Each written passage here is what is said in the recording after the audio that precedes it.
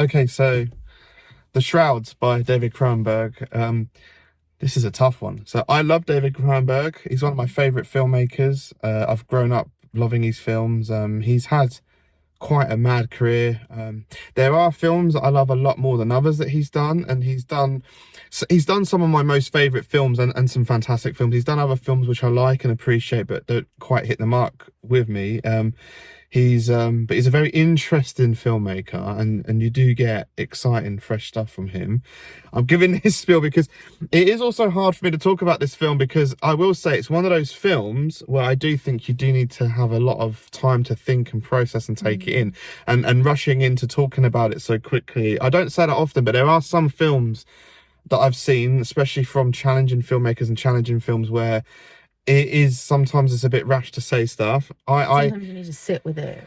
Yeah, and I will put that out there that I think this is a film I need to possibly revisit, but definitely do a bigger, longer review, and one after I've let it sit. But I will say from coming out of a very limited cinema screening, I will point out that here in the UK, it's open today with very little showings.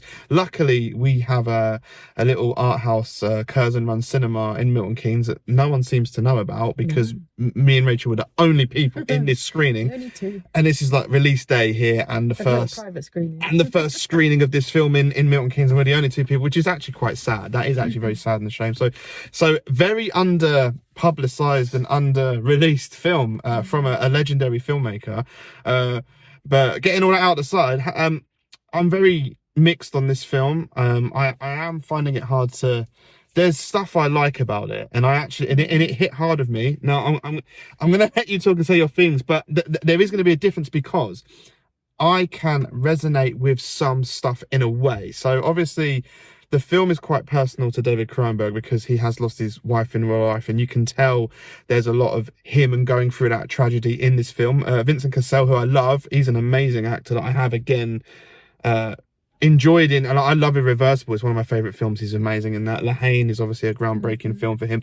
He's done a lot of stuff. Those two stand out, but in general, I know you think Guest House Paradiso is but he's funny in that.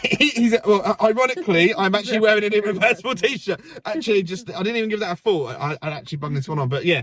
The reason I brought it up as well, just weirdly, is he actually looked like David Cronenberg with his hair and his face. He actually looked like. He's got like the grey slick back hair. So it's like biographical. He's looks obviously a bit younger, but it does actually look like a younger Cronenberg. It was the suit jacket, jeans, and trainers. But so the themes. The main concept of the graves and watching a loved one deteriorate is a very morbid, interesting, fascinating thing. I actually thought that was a really... Yeah, I like that bit. And it is a typical Cronenberg body horror-esque little, thing going on. And when I say I resonate, is I think the film looks at anything traumatic. So if you've lost a child, if you've had a very traumatic experience in life, or losing someone, because grief isn't always about death as well. Going through horrendous, lots of things. Yeah, and I myself have had the odd experience in life, but I went through a ridiculously bad breakup, divorce, a horrendous one, which it mentally impacted me. And the reason I bring that up is, my mind and myself was very odd for a good 12 months or a year, and that film, what it reminded me of what people go through. Like, the film is quite chaotic and messy, but it almost is like you're stuck in the head of Vincent Cassel, aka David Cronenberg, to me, and it's like, what, your headspace is wrong. It's weird. You make weird decisions. You do weird things. Themes. Like they say you shouldn't make big decisions after a traumatic event, because it can be irrational. And the reason I don't want to go into too many spoilers yet. I will bring them up in a bit, just because there's not a lot out there about this film. I'll go on it a little bit in a minute, so to give a spoiler warning. But it's spoil a mess. I think if you can resonate with some of the themes, you'll probably get impacted and find stuff to take from it more. I also feel like this film is a little bit like a David Lynch film. Like, David Lynch films are very abstract, and when you say a Lynch film, you just automatically know that it's not going to be coherent. It's not going to be really completely story driven. It's more of a a journey and emotions and an art piece. That's what this film struck me as a little bit. It reminded me of a Lynch film. And Cronenberg and Lynch I found similar before with some of their crossing over themes, but this one really was structured and executed a bit like a Lynch film, a normal stereotypical Lynch film is. That's how I found it. I mean, I'll let you talk because I've rambled a lot and I want to say some stuff which will be a bit spoily. So I'll let you go first. I don't think you want me to. I know you didn't like it that much. What? I'm still trying to process what I just watched because it starts off well, very Cronenberg. And yeah, it has some Lynch-esque vibes, but it doesn't really go in the direction maybe it should or maybe I wanted it to. But it doesn't, for me, it doesn't really go in any direction because it's quite messy. And there's so many intertwining factors, but they're all very loose. So unlike, you know, the Lynch-esque style where you have lots of these weird, crazy things and they kind of all culminate in one thing, this kind of sparks off in different directions. And by the end of the film, I'm just like, I'm not entirely sure what I've watched. And I am a huge fan of weird films. I like films that are outside the box and question the norm and take things in completely weird directions and maybe confuse you for a bit and then they come back round and then you're like, I see what they've done there. This didn't really do that. This film kind of slowly crept into 3 or 4 different directions and never really answered any of the questions.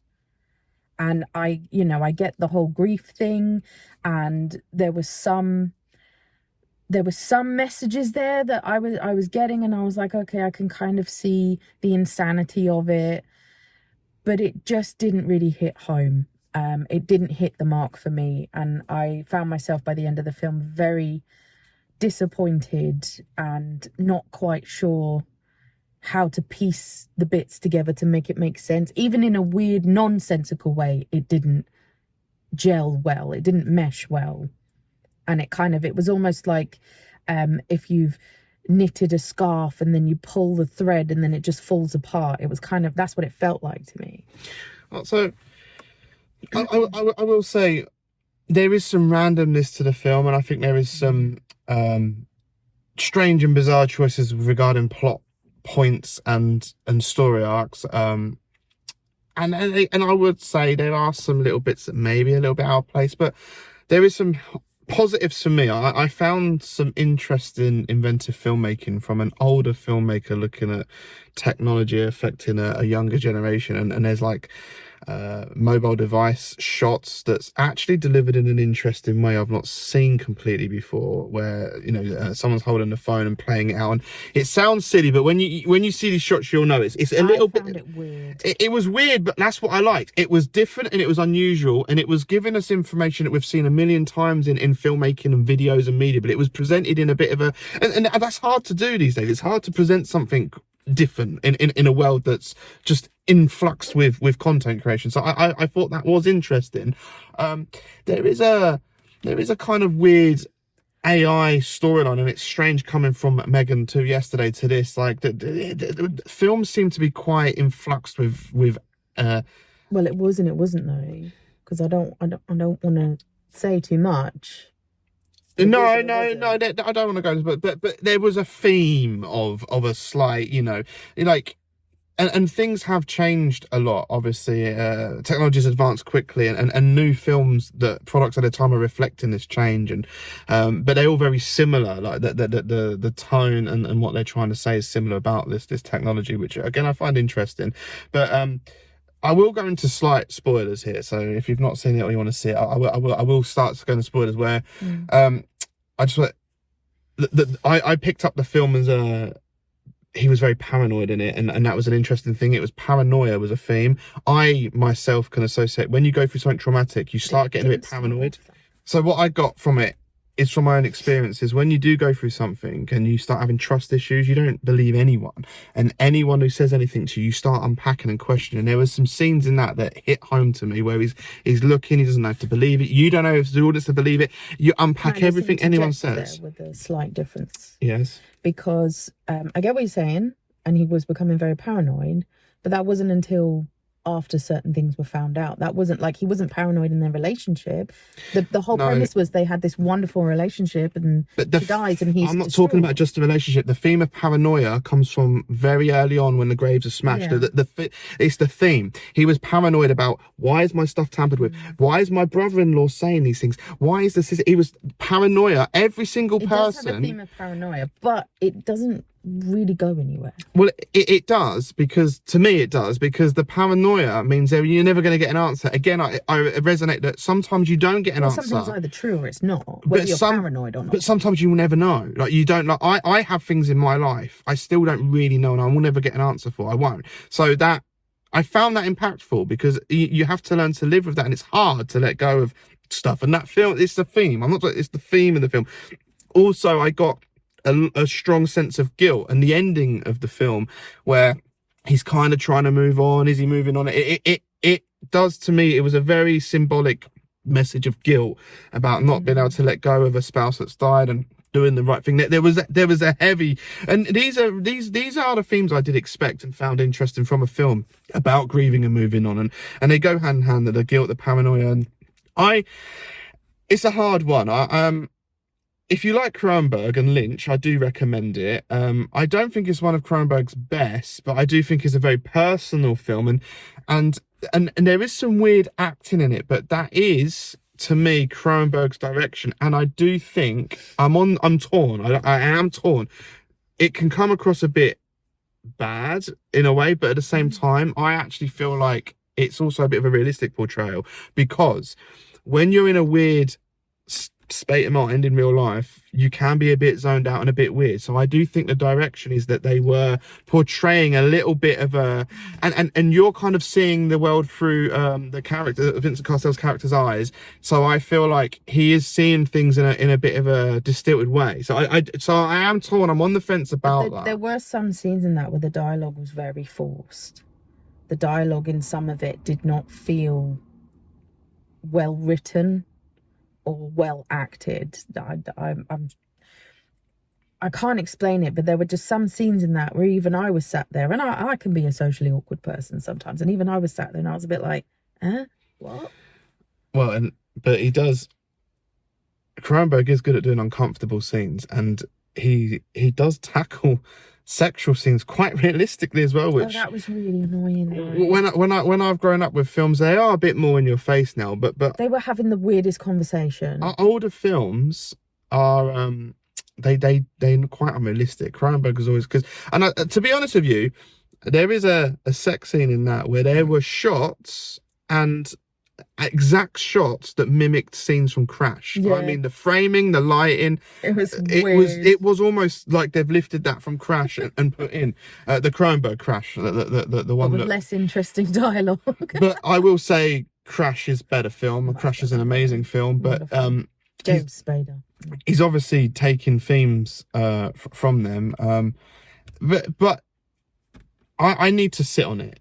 I do give it a recommendation, but I'll wrap this up now, because I do need more time to process it. There's a lot to unpack with this film, a lot. Is there? There is. I would say if you get a chance to see it at a cinema, like in the UK, try, because it's a tough one. It's a tough one to. There's very limited showings. So, I'm interested to see what other people think as well, because there were some very long scenes in that where I found myself, even with Cronenberg's weirdness, I was like, why is everyone talking so slowly? Is it just to drag this scene out? I feel like that film could have been a lot shorter.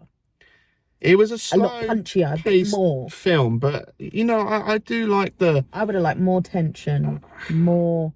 I do like the slow, anything subtle. There was, it is a slow paced film, but that did work for me. I do like my, it's like a mature film. He's mature, Then something would happen and it would kind of go like 0 to 10, but then nothing would happen at the 10, and then it would go back to the slow burn again.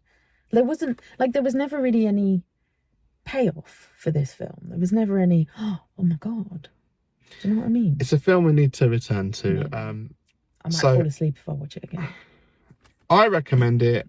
I'm not sure. I do recommend, if you're a fan of Cronenberg, I recommend seeing it, because maybe different people take different things from his films, because they can be very subliminal. His films can give different people different things depending on your experiences and maybe what you're looking for. This one for me, I haven't had a lot of experience with death grief. I have had experience with trauma and other versions of grief, but not on, like, I've never lost anyone close to me. So grief is actually real, true death grief is something that I've never experienced fully. You know, anyone that's passed away in my life has always been like distant family and friends. It's never been anyone close to me, but I can sympathize with some things. But I do recommend it. Yeah. Okay. Well, there's a lot to unpack here. There's a lot to get out of this film. I would be interested to, let me know your thoughts on that. Comment on any thoughts. I think it's a film that can be heavily discussed. So yeah, I want to return to this and talk about this some more on the channels at some point. Maybe we should do a follow-up in like a couple of days. Yeah. So go and check it out if you can, and let us know what you think.